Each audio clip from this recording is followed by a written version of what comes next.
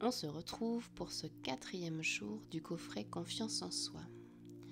Aujourd'hui, j'aimerais qu'on aborde le sujet du perfectionnisme.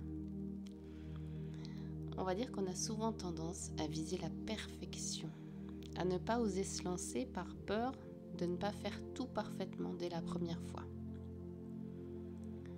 On a aussi souvent tendance à prendre un peu mal toutes les critiques, toutes les choses qu'on peut nous dire. On a du mal à accueillir les feedbacks, la différence d'opinion, sans le prendre pour soi. C'est-à-dire que ces critiques, ces remarques vont venir nous percuter et c'est comme si ça déstabilisait le peu de confiance en soi qu'on avait. J'en reviens au perfectionnisme, j'en reviens aux failles, au fait qu'on pourrait essayer de mettre en perspective notre manière d'être avec nous-mêmes, notre tolérance envers nous-mêmes. Si jamais vous avez un ami qui vient et qui vous dit voilà, en ce moment ça va pas, qui vous montre ses failles, est-ce que c'est quelqu'un que vous allez rejeter? Est-ce que vous allez rejeter vos amis parce qu'ils ont des défauts, des failles? C'est une question que je me suis posée et je me suis rendu compte qu'en fait, chez mes amis, ce que j'aimais, c'était ça. C'était leurs défauts, c'était leurs failles, c'était leurs petits grains de folie. C'était la manière dont ils pouvaient se livrer à moi, la manière dont on pouvait échanger, la manière authentique.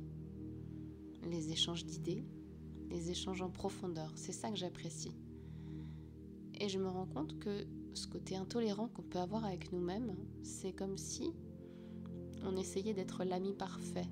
C'est comme si on essayait de gommer nos défauts, de gommer nos travers. Et en fait, je pense que la confiance en soi, elle démarre par l'acceptation de soi, par le fait d'accepter ses failles, par le fait d'accepter ses défauts. Et je me rends compte que quand je prends conscience de mes failles et de mes défauts, la critique vient beaucoup moins me perturber, elle vient beaucoup moins me percuter. Puisqu'en fait, j'ai conscience de mes failles et de mes défauts, et la critique, je la prends plus comme un rappel, comme un warning. Ah ok, ouais, je rentre dans ce travers-là actuellement. Ah ok, je suis en train de m'énerver, de faire une colère pour quelque chose. Oui, c'est vrai. Je le prends comme un signal, comme une alarme, comme si quelqu'un venait me dire « Attention !» Et je viens plus déconstruire toute la confiance en moi que j'ai pu bâtir, puisque j'ai pris pleinement conscience de mes failles, de mes défauts, de mes travers, que je ne cherche pas la perfection. Donc, j'accepte beaucoup mieux la critique, j'accepte beaucoup mieux les feedbacks, même si parfois il y a des choses qui peuvent encore faire mal et sur lesquelles on peut encore réfléchir et faire de l'introspection. Je trouve que c'est une bonne chose que d'apprendre à se connaître et d'apprendre à connaître nos failles et d'apprendre à les embrasser, à les accepter. La perfection n'existe pas, c'est une espèce de quête qu'on a dans notre société actuelle, avec un espèce de diktat du bonheur et du bien-être qu'on affiche, que ce soit sur les réseaux ou dans les médias. Et en fait, cette quête, dans l'absolu, elle est vaine, puisque c'est une quête du paraître, et qu'en tendant vers cette perfection, on tend vers une version de nous-mêmes qui n'est pas vraiment nous. Et c'est une quête sans fin, puisqu'on ne va pas chercher à l'intérieur, on cherche à ressembler à calquer sur des exemples qu'on nous donne. Donc la clé, ce serait peut-être de se tourner vers l'intérieur et d'observer nos failles, nos blessures, nos défauts, et d'aller voir ce que ça reflète.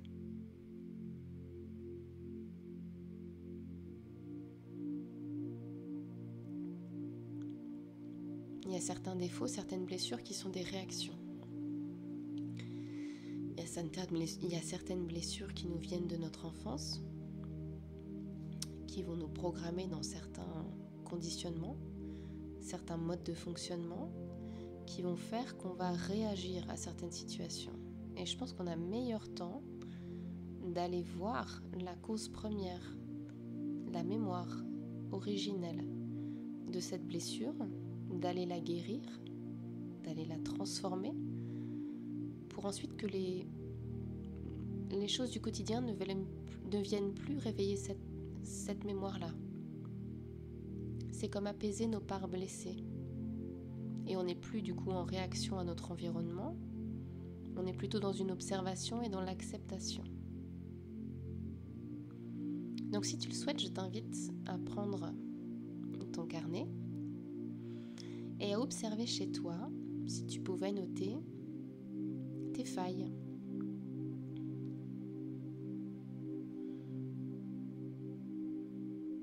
Si tu pouvais noter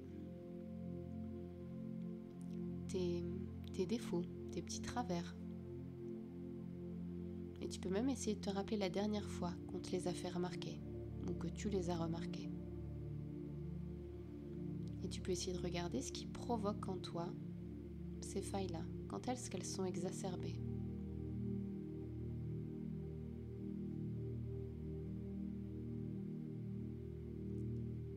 Et si jamais tu as une vision très dure de toi-même, je t'invite à trouver un exemple qui infirme. Alors je vais prendre l'exemple par exemple de « je suis inintéressante ». Je n'arrive pas à créer le contact quand je vais en soirée et j'ose pas parler parce que j'ai peur d'être inintéressante dans ce que je vais dire. Eh bien je vais trouver la dernière fois, le dernier exemple où quand j'ai lancé une discussion, je me suis sentie bien, je me suis sentie intéressante. Je vais venir infirmer, je vais venir trouver l'exemple qui infirme cela.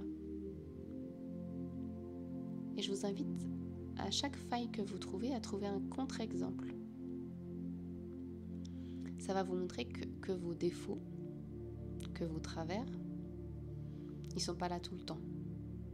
C'est pas une vérité vraie. C'est pour l'instant, vous fonctionnez comme ça. Vous avez un mode de fonctionnement comme ça. Et pour l'instant, vous pouvez penser que. Mais peut-être que ces failles et ces travers sont des fausses informations. Ce sont des réactions que j'ai à mon entourage.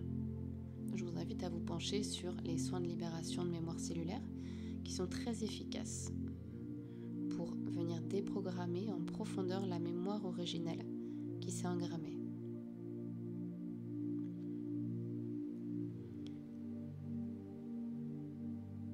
Et le deuxième petit défi de la journée, ça va être pour vous de vous regarder avec les yeux de votre meilleur ami.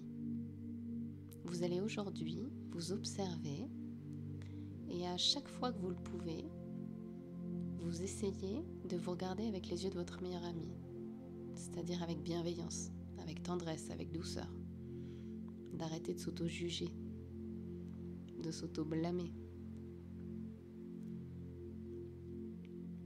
Et je vous invite à regarder comment ça fait de se regarder avec bienveillance, avec patience, avec douceur. Donc vous pouvez faire une pause maintenant, noter sur votre carnet, et puis on se retrouve juste après pour la méditation du jour.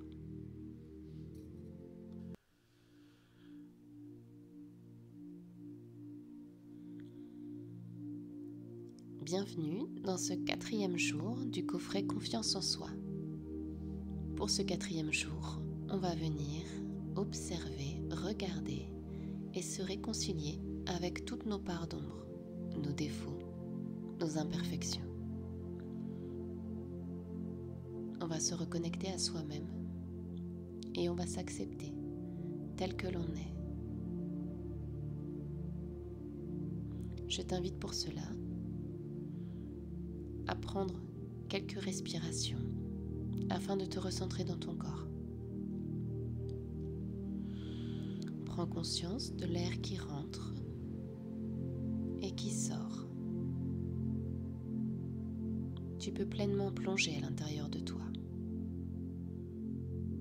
Tu peux pleinement te connecter à tes sensations corporelles. zones d'appui de ton corps, aux tensions et aux douleurs qui peuvent être là pour toi.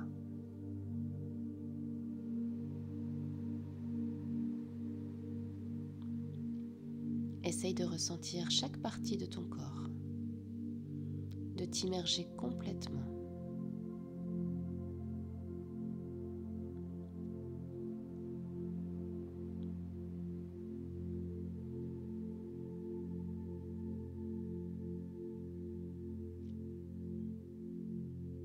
Et ressens cette détente qui s'installe.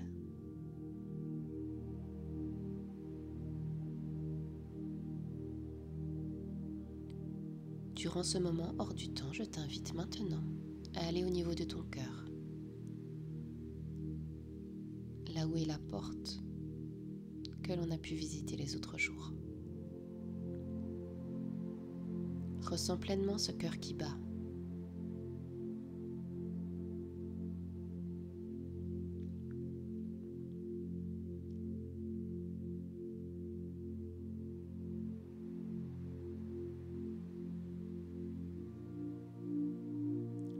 Tu vas t'autoriser à ouvrir cette porte maintenant et à ressentir en toi toute l'énergie qu'il y a dans cet endroit sécurisé.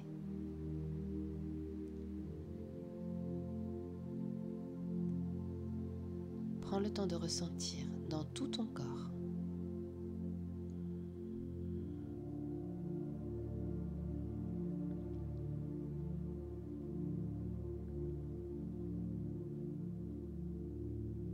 Cet endroit est ton endroit. C'est un endroit dans lequel tu te recharges en énergie, dans lequel tu te connectes pleinement à qui tu es. C'est un endroit rempli d'amour.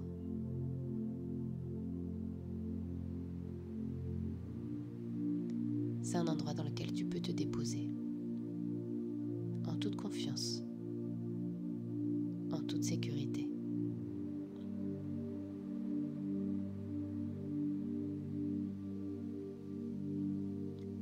Je t'invite maintenant à te mettre dans l'intention de projeter en face de toi ton corps.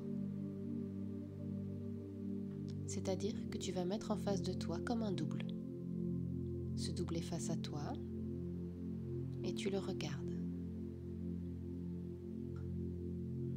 Et ce double va te refléter tous les défauts, les imperfections, les travers que tu as pu mettre en évidence dans ton carnet. Observe tous ces défauts.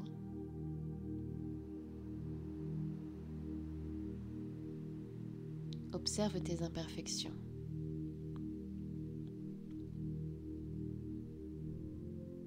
Et je t'invite maintenant à aller déposer tes mains dans les siennes.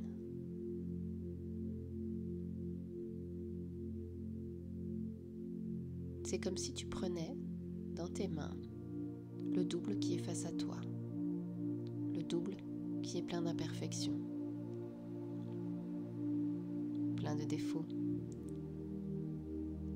Tu le prends par la main, comme un ami, et tu ressens dans ton cœur tout l'amour que tu as pour lui, toute la reconnaissance que tu as pour lui. Ressens cette bienveillance et cet amour.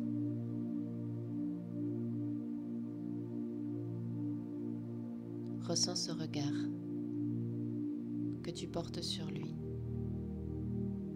cette douceur, cette acceptation.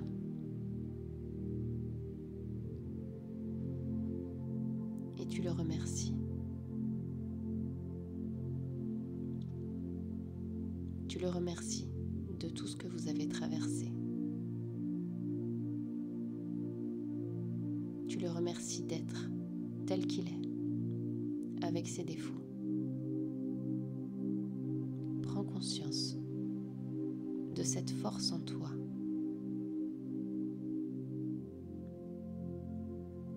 conscience de cette énergie qui émane de toi.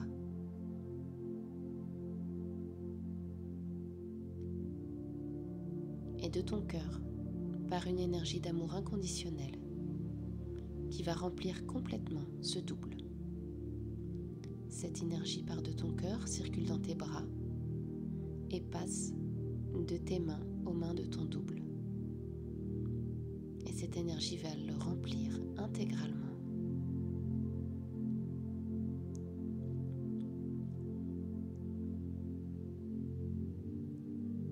Vous vous rapprochez petit à petit jusqu'à vous prendre dans les bras et à fusionner complètement.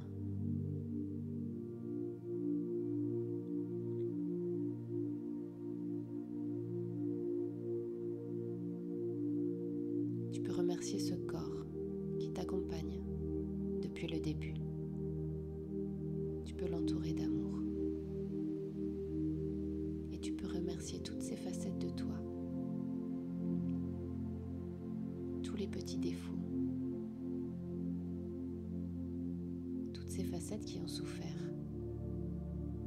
Et tu les réintègres dans la lumière intérieure.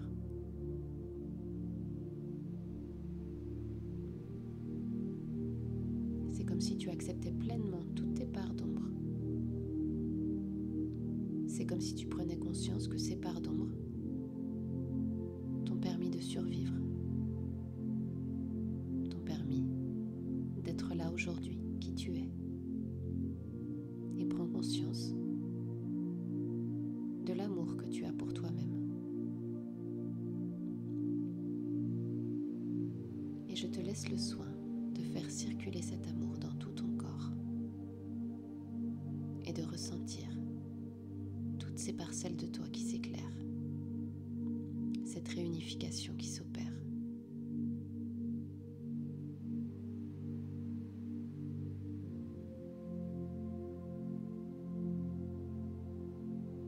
Tu es la première personne qui peut t'aimer d'un amour inconditionnel. Tu n'as rien à faire pour recevoir cet amour. Tu as juste à être tel que tu es, en toute sécurité.